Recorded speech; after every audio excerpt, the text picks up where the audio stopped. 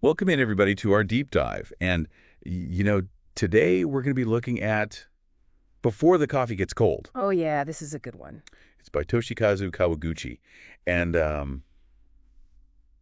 don't know about you, but when I first heard the premise of this book, it really kind of like hooked me. Yeah, It's set in a Tokyo cafe, and the hook is that there's this chance to travel back in time, right. but there are all these like rules and regulations and restrictions around it. And it's not really about changing the past or anything like that. It's more about these emotional journeys that we take when we kind of revisit those moments.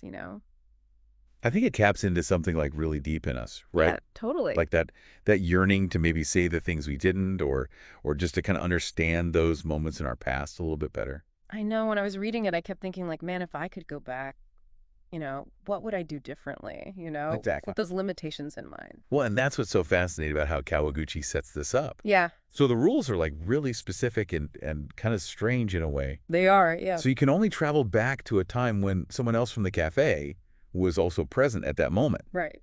So it's not like you can just go back to any random point in history. Yeah, it has to be tied to the cafe in some way. Right. Yeah. And then the big one, the one that everybody always talks about, is you can't change the present. Yeah, that's the catch, right? No matter what you do when you go back, Yep. it's not going to change the outcome of the present. Makes you wonder why bother, right?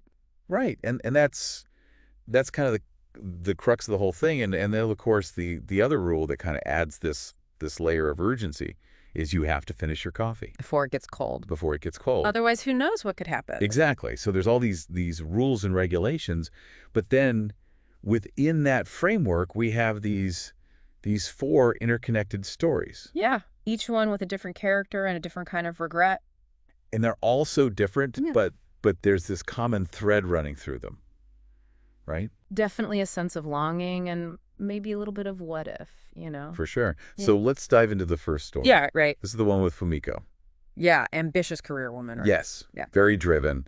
And she's left with this kind of lingering question about her relationship with her boyfriend Goro. Yeah. And it's interesting because she uses this time travel opportunity not to try to change things with him, Right. but just to express her feelings. I thought that was really powerful. That's like, it. even though she knows it can't change the outcome, Right. it's still important for her to have that moment of emotional honesty. Yeah, and I think it speaks to something really universal. Right. For sure. That struggle between ambition and vulnerability. Mm-hmm. Like, are we so focused on our goals Mm-hmm. that we're sacrificing those personal connections? And are we being honest with ourselves about what we truly want? Yeah, it's a tough question. And I think Fumiko's story really kind of brings that to the forefront. It does. So then we have Kohtake and Fusaki. This one, oh man, This one's tough. it's heartbreaking. Yeah, so they're a couple facing a really, really difficult challenge. Yeah, early onset Alzheimer's. Right, so Kotake's husband, Fusagi, is struggling with this, and she travels back. Hoping to connect with him on a deeper level. Yeah, like to recapture a piece of who he was before the illness took hold. Right, and it's just so poignant. It really is. The way Kawaguchi portrays their love and their loss. Yeah, and the time travel in this case isn't about like fixing anything or changing the past. No. It's about seeking solace, I think, and And understanding. maybe a little bit of closure, too. Yeah, and it makes you really think about, what does it mean to truly cherish the time we have with loved ones? Especially when they're facing something like that. Absolutely. And then we have the story of Hirai and Kumi Two sisters, estranged. right? They've drifted apart, And then tragically, Kumi passes away. leaving Hirai with a lot of regret. So much regret. And unspoken words. yeah, and her journey back in time is just this desperate attempt to find closure. Even though she knows it's too late to change anything. Right. But that need to express her love. And to maybe seek forgiveness. Yeah, it's so powerful. It really is. And for me, it's a reminder of how heavy those unspoken words can be, oh, yeah. and how important reconciliation is. Even if it doesn't change the outcome. Right. It's about finding peace within ourselves. I think we've all had those experiences, right? Oh, absolutely. Where we wish we could go back and mend a broken connection. Yeah, even if it wouldn't change the present. Exactly. It's about that longing for healing. And understanding. So we have these three really, really powerful stories, and they're all connected by this fascinating character, Kazu. The waitress. Yes, the cafe waitress. She's amazing. She is, and she's more than just a server, right? Oh, she's like the guardian of this whole time-traveling ritual. Yeah, she makes sure the rules are followed. And she witnesses all these emotional transformations. But she's very quiet about it. Yeah, there's a wisdom about her. A stillness. It's almost like she represents the cafe itself. Oh, I love that. This space that holds all this potential for both heartbreak and healing. And that brings us to this really interesting idea that the cafe is more than just a setting. Right, it becomes its own character. Yeah, it's this timeless space. With its own set of rules. And those rules are strict. But they're also what makes it so special. Right, it's like stepping outside of the everyday world. Into this almost sacred space. And it's where the characters confront their pasts. But within these boundaries. These limitations. That force them to accept what they can't change. And I think that's really key, right? Oh, absolutely. Because it shifts the focus from trying to alter events to something much more introspective. Right. It's about finding resolution within that acceptance. And maybe even finding beauty in the imperfections of the past. I love that. And it reminds me of that Japanese concept of wabi-sabi. Oh, yeah. The beauty of imperfection and impermanence. Exactly. And it's so fitting because the novel is so subtly infused with Japanese culture. It is. And those themes of acceptance and finding beauty in the transient nature of life are definitely present. For sure. So we have this amazing setting. This transformative space. And this ritual of drinking coffee. Which also becomes incredibly symbolic. Yeah, it's not just a beverage. Yeah, it's a ritual. A moment of pause. A way to savor the present. And the characters have to finish their coffee before it gets cold. Right, there's that time limit. And it adds this sense of urgency. A reminder that time is precious. And shouldn't be wasted. It's like a metaphor for life itself, wouldn't you say? Absolutely. We have a limited amount of time. And it's up to us to decide how we spend those precious moments. Do we rush through them, focused on the next thing? Or do we take the time to savor them? To truly be present? It's a powerful question. It really is. And it makes me think about the rituals in my own life that help me slow down and connect with the present moment. Whether it's a morning cup of coffee, or a walk in nature, or just taking a few deep breaths. Those moments of pause can be so grounding. So restorative. And they can help us approach our past, present, and future with a bit more clarity and compassion. Wow. I'm already feeling like we've covered so much ground. Me too. And it feels like we're just scratching the surface. There's so much more to unpack. The exploration of regret, the Japanese cultural, influences the symbolism of the cafe and the coffee ritual. It's also rich and thought-provoking. So stay with us as we delve even deeper into Before the Coffee Gets Cold. So we were talking about the cafe and how it's like this space for transformation, right? It's like its own character almost. Yeah, exactly. And it made me think about like those places we create in our own lives, you know? Oh, yeah. Like a favorite coffee shop. Yeah, or a park bench, or just like a quiet corner somewhere. Just a place where you can kind of like get away from everything. Yeah, just disconnect for a little bit. Reconnect with yourself. Exactly. And Kawaguchi really like uses those rules to heighten that, you know? Oh, yeah, those strict rules. Yeah, like you're stepping into this different world almost. Like a ritual. Yeah. With these boundaries. And I found it so interesting how like those limitations actually like enhance the experience. They do. Like knowing they can't change the past, it frees them up to just focus on the emotions, you know? Yeah, to process things.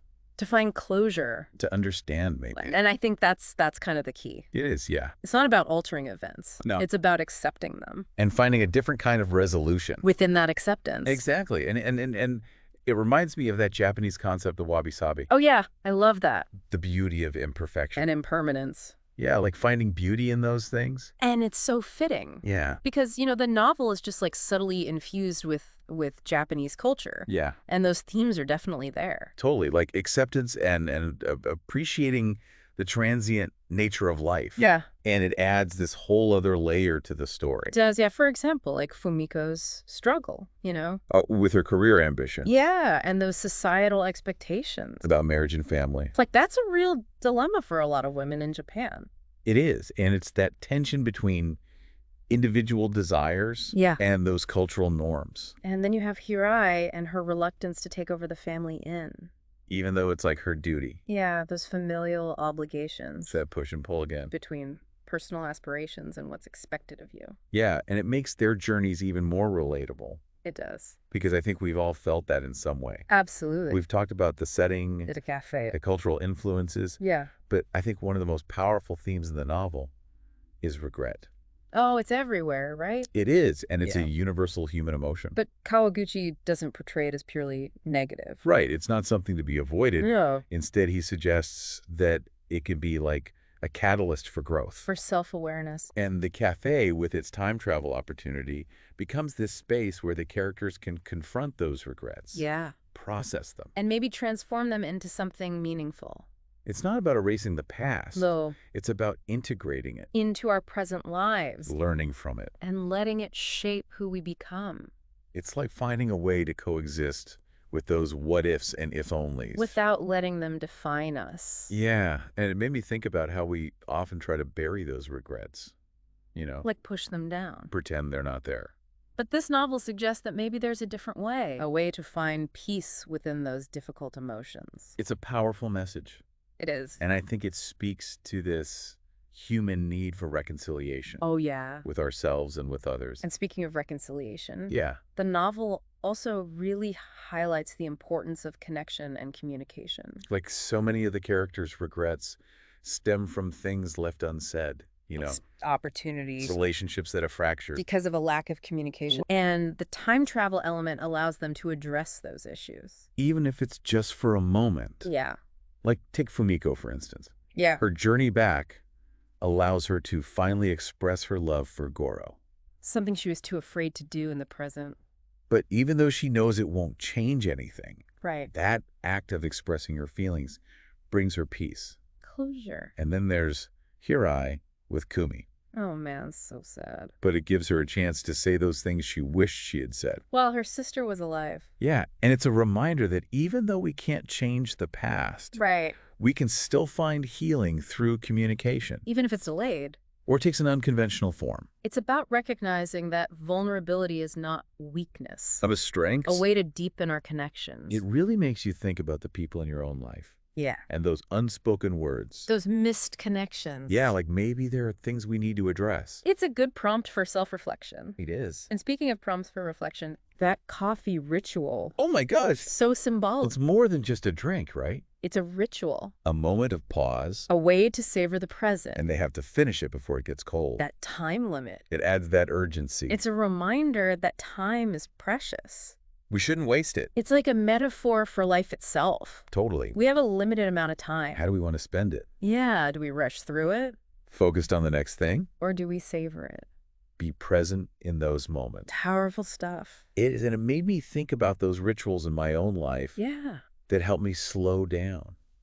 Connect with the present. Like a morning cup of coffee. Or a walk in nature. Just taking a few deep breaths. Those moments can be so grounding. So restorative. And they can help us approach our past, present, and future with a bit more clarity and compassion. Now, I want to shift gears a bit Okay. and talk about time travel in a broader sense. Right. Like this novel really makes us think about why we're so captivated by the idea of revisiting the past.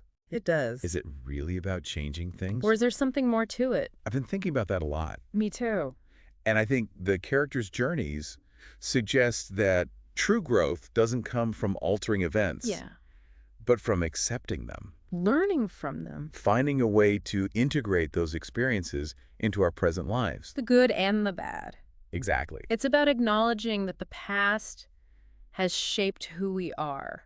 However imperfect or painful. It's about making peace with those past choices. And using them to move forward. With a greater sense of wholeness and purpose. That's powerful. It is. It's about embracing the complexities of life. Accepting that we can't always get things right. And finding a way to turn those regrets into wisdom. A message that resonates whether we believe time travel is possible or not. So true. So as we wrap up our look at Before the Coffee Gets Cold, did you have any thoughts on that question we left you with? Oh, yeah, I've been mulling it over this whole time. About if this book could teach us one thing. Yeah, and for me, I think it's that time travel isn't really about changing the past. It's about understanding ourselves. Yeah. Like using those trips to the past to kind of like, work through things. Find closure or maybe even heal. Exactly. And I think the characters really show us that confronting those tough parts of our past, it can help us grow.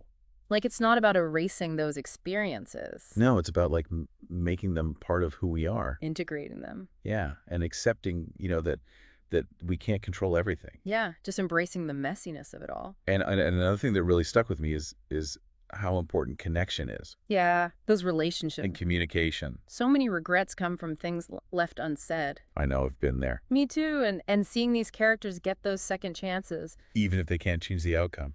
It's a reminder to like be present in our relationships. Say the things we need to say. Show our love and appreciation. And don't be afraid to be vulnerable. Totally, vulnerability is not weakness. It's how we build those deep connections. And let's not forget about the cafe itself. Oh, yeah. It's more than just a backdrop. It's like this space for transformation. Yeah, like a sanctuary almost. Where you can step away from the everyday. Confront those deep regrets and desires. We all need spaces like that. Whether it's an actual cafe or just like the quiet corner at home. Anywhere you can disconnect and reconnect with yourself. And that coffee ritual. Ah, yes. So much symbolism there. It's about savoring the moment. Being present. Reminding ourselves that time is precious. Don't waste it. It's a beautiful metaphor for life. I think that's what I love most about this book. What's that? It makes you think. It does. About life, love, regret. And those fleeting moments that make up a life. It's a story that stays with you. Well said. Well, we've reached the end of our deep dives into Before the Coffee Gets Cold. It's been a real pleasure exploring this book with you. Likewise, I always enjoy our conversations. And to our listeners, thank you for joining us. We hope this has sparked some meaningful reflections for you. Yeah. Until next time, keep exploring, keep questioning, and keep diving deep into those stories that move you